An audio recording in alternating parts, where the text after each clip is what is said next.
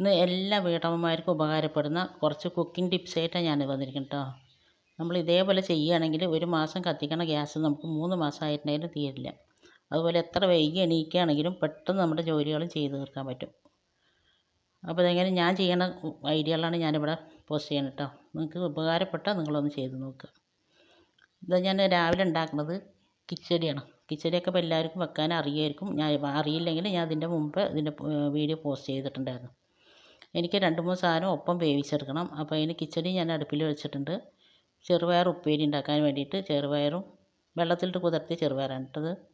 1 cup ചെറുപയർ നല്ലപോലെ കഴുകി വായതിന് ശേഷം വെള്ളത്തിലിട്ട് കുതിർത്തിയതിന് ശേഷം പാത്രത്തിലിട്ട് അതിൽ വേകാൻ ആവശ്യമുള്ള കുറച്ച് വെള്ളം ഒഴിച്ച് കൊടുത്താൽ മതി. നമ്മളിങ്ങനെ വെക്കുമ്പോൾ അതിലേക്ക് പിന്നെ ഞാൻ പച്ചമുളകും വെളുത്തുള്ളി ഇട്ടിട്ട് വെച്ചിട്ടുണ്ട്. ഇനി അത് നമ്മൾ 1 വിസിൽ അല്ലെങ്കിൽ 2 വിസിൽ അടുപ്പിച്ചാൽ മതി.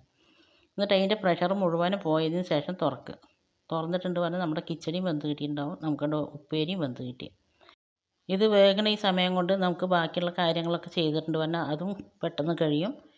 1 വിസിലിൽ തന്നെ നമ്മുടെ കുക്കിങ്ങും കഴിയും. നിങ്ങൾക്ക് ഇതിൻ്റെ മേലെ തന്നെ എന്ത് വേണമെങ്കിലും വെച്ചിട്ട് ഇനി വേറെ എന്തെങ്കിലും ഉപ്പേരി വെക്കാനോ അല്ലെങ്കിൽ പരിപ്പ് വേവിക്കാനോ ഒക്കെ ഉണ്ടെങ്കിൽ ചെയ്യാം കേട്ടോ.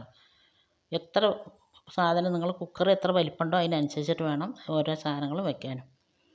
അത് എയർ പോണ സമയം കൊണ്ട് നമുക്ക് ഇതിലേക്ക് തൂമിക്കാനുള്ള സാധനങ്ങളൊക്കെ റെഡി ആക്കിയിട്ടുണ്ട് പറഞ്ഞാൽ പെട്ടെന്ന് എയർ പോരുമ്പോൾ തന്നെ വേഗം അതൊക്കെ താളിച്ചെടുക്കുക.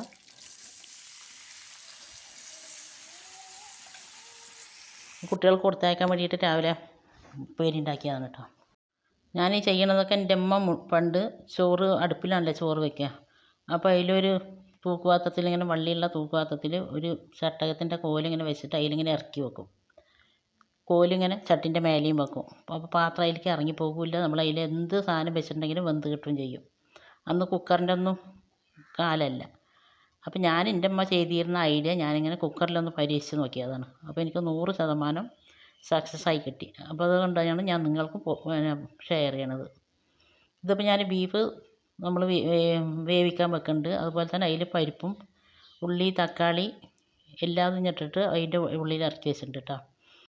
പരിപ്പ് വേകാനിടുമ്പോൾ അതിൽ കൂടുതൽ വേവുള്ള കഷ്ണങ്ങളാണ് പറഞ്ഞാൽ നിങ്ങൾക്ക് ഈ പരിപ്പിൻ്റെ ഒപ്പം തന്നെ ഇടുക. എന്നിട്ട് അടച്ചിട്ട് വെച്ചാലും മതി. ഞാൻ അടയ്ക്കണമൊന്നുമില്ല കേട്ടോ. അപ്പോൾ ഞാൻ അങ്ങനെ തന്നെ തുറന്നിട്ട് തന്നെ വെച്ചിരിക്കുന്നത്.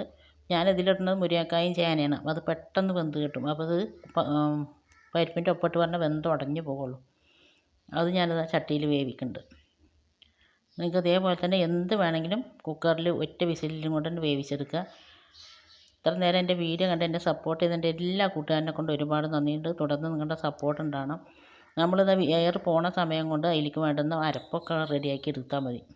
അപ്പോഴേക്കും എയർ പോണ സമയം കൊണ്ട് തന്നെ നമുക്ക് അരപ്പ് ഒഴിച്ച് പരിപ്പ് ഒഴിച്ച് പെട്ടെന്ന് തന്നെ തൂമിച്ചെടുക്കുക. പിന്നെ ബീഫിന് വേണ്ടുന്ന ആവശ്യമുള്ള സാധനങ്ങളൊക്കെ ഒന്ന് കാട്ടി നേരാക്കി വെച്ചാൽ അതും ചെയ്തെടുക്കുക. അപ്പോൾ ഞാൻ ബീഫ് പൊരിക്കാൻ വേണ്ടിയിട്ടാണ് വേവിച്ചെടുത്തിരിക്കുന്നത്. ഉപ്പും മഞ്ഞളും മുളക് പൊടിയും കുരുമുളക് പൊടിയൊക്കെ ഇട്ടിട്ട് വെറുതെ ബീഫ് വേവിച്ചെടുത്തിരിക്കണം. ഇന്ന് ഉണ്ടാക്കിയിരിക്കുന്നത് കോറ ദോശയാണ് കേട്ടോ. രാത്രിക്കലേക്ക് കോറ ദോശയും അതിലേക്ക് പരിപ്പ് കറിയും എടുത്തിട്ടുണ്ട്. ഇതേപോലത്തെ ഒരുപാട് കുക്കിംഗ് ടിപ്സും കിച്ചൺ ടിപ്സൊക്കെ ആയിട്ടുള്ള ഒരുപാട് വീഡിയോസ് നമ്മളിട്ടുണ്ട്. നമ്മുടെ ചാനലിൽ ഒരുപാട് ഈസി ആയിട്ടും ടേസ്റ്റി ആയിട്ടും ഉണ്ടാക്കാൻ പറ്റിയ ഒരുപാട് നാടൻ റെസിപ്പീസും ബിരിയാണിയും ചിക്കനും മട്ടനും ബീഫും ഒക്കെ വെച്ചിട്ടുള്ള റെസിപ്പീസൊക്കെ ഞാൻ ഇട്ടിട്ടുണ്ട്. കാണാൻ താല്പര്യമുള്ളവരൊക്കെ ഒന്ന് കണ്ടു നോക്കുക.